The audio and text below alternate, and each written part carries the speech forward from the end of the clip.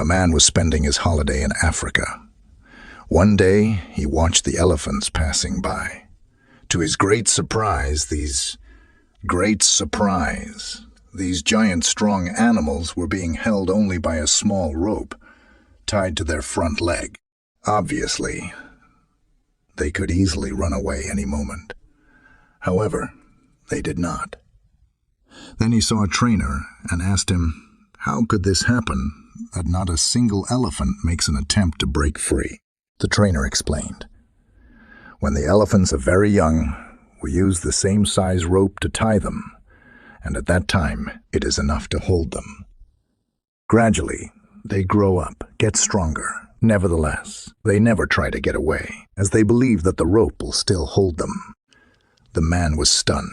These strong animals could break free any time, but they did not, because they believed that this is impossible.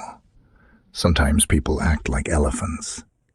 When they give up after the first failure, remember that failures are part of learning.